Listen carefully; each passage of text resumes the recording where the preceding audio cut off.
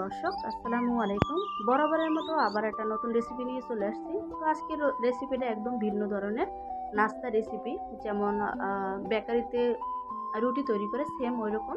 আশা করি ভিডিওটা ভালো লাগবে। তো দেখতে দেখতে কথা বলবো। তো চলুন। তো প্রথমে আমি এখানে নিয়ে নেব 1.5 কাপ ময়দা। আপনারা ময়দার পরিমাণটা বাড়িয়ে নিতে পারেন, আর চাইলে এখানে ময়দার পরিবর্তে আটাও দিতে পারেন। তো দিয়ে দিলাম আমি 2 টেবিল চামচ রেগুলার রান্নার তেল, দিয়ে দিলাম চিনি, দিয়ে দিলাম দুধ। যতটুকু আমার চিনি প্রয়োজন আমি অতটুকু দিয়ে দেবো, আমার মিষ্টির পরিমাণটা বাড়িয়ে যেরকম লাগে। তো দিয়ে দিলাম এখানে আমি পরিমাণ মতো লবণ, দিয়ে দিলাম এখানে ইস্ট। ইস্ট কিন্তু এখানে দিতেই হবে। তো দিয়ে দিলাম একটা ডিম। তো ইস্ট কিন্তু আমি 1.5 কাপ ময়দার জন্য 1 কাপ ইস্ট দিয়েছি, এটাতেই হয়ে যাবে। তো এগুলো আমি ভালো করে দিয়ে মিক্স করে নেব। ভিডিওটা স্কিপ না করে সম্পূর্ণ ভিডিও দেখবেন, আশা করি আপনাদের কাজে লাগবে আর ভালো লাগবে।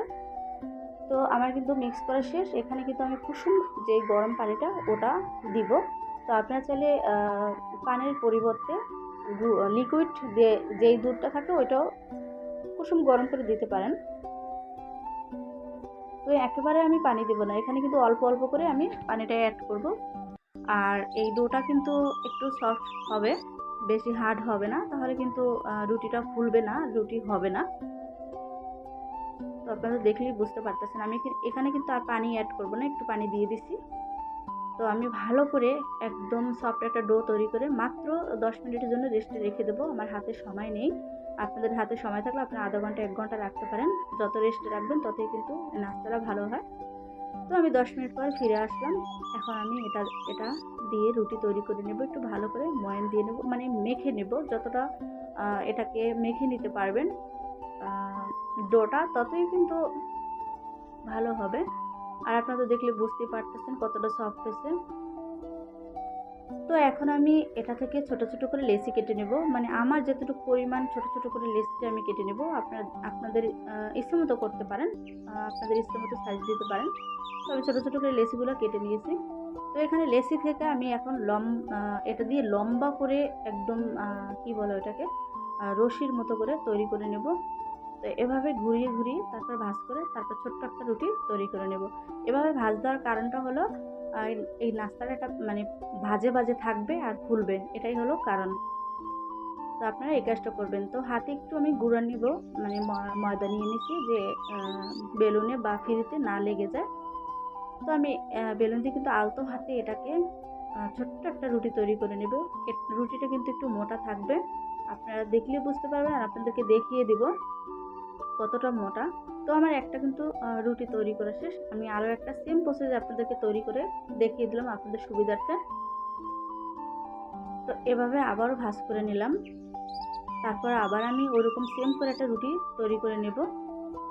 আর এবার দেখিয়ে দিব রুটিটা কতটা মোটা থাকবে। তো দেখলে তো আপনারা বুঝতে পারবেন। তো আমার রুটিটা কিন্তু তৈরি করা শেষ। এবার আপনাদেরকে দেখিয়ে দিই কতটা মোটা। এই যে দেখুন, এইভাবে এতটা মোটা হবে, আর ভাজলে আরও দ্বিগুণ মোটা হয়ে যাবে। তো এভাবে আমি অফ ক্যামেরা সবগুলো ভেজে নেব। দুঃখিত, অনেক টাইমে দেখা যায় কথা বলতে গেলে ভুল হয়ে যায়, প্লিজ ক্ষমা দৃষ্টিতে দেখবেন। তো আমার কিন্তু সবগুলা রুটি তৈরি করা শেষ, আর মোটা মোটা করে তৈরি করেছি। তো চলুন ভাজতে চলে যাই। তো আমি এখানে প্যানে দিয়ে দিলাম তেল। এই রুটিটা ভাজতে বেশি তেল লাগে না, অল্প তেলে হয়ে যায়। আর দেশ এবং দেশের বাইরে থেকে যারা এই মুহূর্তে ভিডিওটা দেখছেন তাদেরকে অসংখ্য ধন্যবাদ। আর ভিডিও দেখতে দেখতে যারা লাইক দিতে ভুলে গেছেন, প্লিজ একটা লাইক করে দেন। আর সম্পূর্ণ ভিডিও দেখলে আপনারা নিরাশ হবেন না, আমি কথা দিলাম। এই নাস্তাটা খুবই সহজ, চাইলে আপনারা বাচ্চাদের টিফিনে এবং সকালে বিকেলে নাস্তা হিসেবে রাখতে পারেন। তো আমি এখানে কিন্তু 3টা রুটি দিয়েছি। এখন এটাকে উল্টে পাল্টে সুন্দর করে একটা কালার, রুটির কালার দিয়ে ভেজে নেব। আর দেখুন ফুলে উঠছে, ফুলে কিন্তু দ্বিগুণ হয়ে গেছে। তো আপনাদের কি বলবো, আপনারা দেখলেই বুঝতে পারতেছেন আমি কীভাবে ভাজতেছি। আমার চ্যানেলে আমি সবসময় সহজ রেসিপি দিয়ে থাকি, আপনারা চাইলে আমার চ্যানেলটা ভিজিট করতে পারেন। আমার চ্যানেলে সবচেয়ে সহজ সহজ রেসিপি ইউটিউবে, আমি মনে করি যে আমার চ্যানেলে আমি সব সময় সহজ রেসিপি দিয়ে থাকি। তো এভাবে আমি চেপে চেপে কিন্তু ভেজে নেব। আর এরপর যে আপনাদের কাছে একটা রিকোয়েস্ট, ভিডিওটা স্কিপ করবেন না। আর যদি আমার ভিডিওটা দেখতে দেখতে আপনাদের কাছে বিন্দু পরিমাণে ভালো লাগে, তাহলে ফ্রেন্ডস অ্যান্ড ফ্যামিলিদের সাথে আমার রেসিপিটা শেয়ার করতে পারেন। আর আপনারা বাসায় তৈরি করবেন, দেখবেন ভালো লাগবে। তো আমি কিন্তু রুটিগুলো একদম যে বেকারির দোকানে যে রুটিগুলোর মতো ওইরকম করে কিন্তু কালার ভেজে নিয়েছি। আর কতটা মোটা হয়েছে সেটা আপনারা দেখলেই বুঝতে পারতেছেন। এই নাস্তাটা খুবই হেলদি, যেহেতু ডিম আছে, তারপরে দুধ আছে। আপনারা বাচ্চাদের এগুলো করে দিবেন, বাহির থেকে কিনে না দিয়ে। একদম বাহিরের রুটির মতো স্বাদ পাবে, তার চেয়ে ভালো স্বাদ পাবে। তো ওনারা তো দুধ দেয় না, আমি তো দুধ দিয়েছি। তো আমি বাকিগুলো অফ ক্যামেরায় এভাবে ভেজে নেব। সব তো আর দেখানো যায় না, ভিডিওটা অনেক বড় হয়ে যায়। তো আমার রুটিগুলো কিন্তু অলরেডি প্রায় আমি ভেজে নিয়েছি।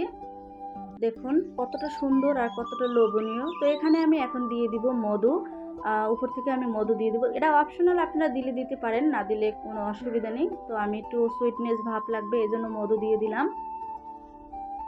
তো দেখুন আপনারা চাইলে একটা কাজ করতে পারেন যে চিনিটারে গলিয়ে তারপরে একটু যে ক্যারামেল করে এখানে দিতে পারেন, বা চিনি এমনি উপর থেকেও দিতে পারেন।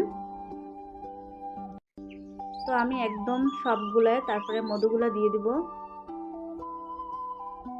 এখন মধু দেওয়ার পরে আরও লোভনীয় হয়েছে, দেখতে কিন্তু ভীষণ সুন্দর আর ভীষণ মজা এই রুটিগুলা।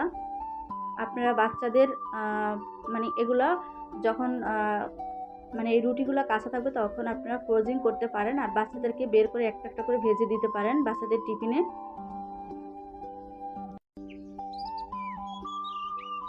তো নতুন বন্ধুরা যারা এখনও আমার চ্যানেলটা সাবস্ক্রাইব করে নাই, প্লিজ সাবস্ক্রাইব করে বেল আইকনটা প্রেস করে দিবেন। আর পুরান বন্ধুরা যারা এখনও আমার চ্যানেলের সাথে যুক্ত আছেন, আমার ভিডিও দেখছেন, তাদেরকে অনেক অনেক ধন্যবাদ।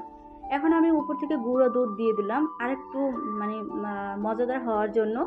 আপনার এটাও অপশনাল, দিতে পারেন চাইলে। তো আমি গুঁড়ো দুধগুলো একদম উপর থেকে সুন্দর করে দিয়ে দিলাম। তো সবাই ভালো থাকবেন, সুস্থ থাকবেন, দেখা হবে নতুন কোনো ভিডিও নিয়ে। আর আমার চ্যানেলটা সাবস্ক্রাইব করে চ্যানেলের উপর চোখ রাখুন, আমি মানে প্রতিদিনই ভিডিও দিয়ে থাকি।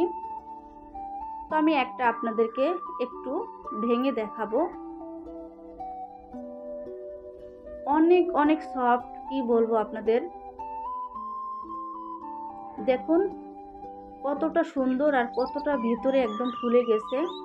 তো দেখলেই কিন্তু লোভ লাগতেছে। তো ভালো থাকবেন, সুস্থ থাকবেন, আল্লাহ হাফেজ। আর একটু বেশি বেশি করে শেয়ার করে দিবেন আমার এই ভিডিওটা।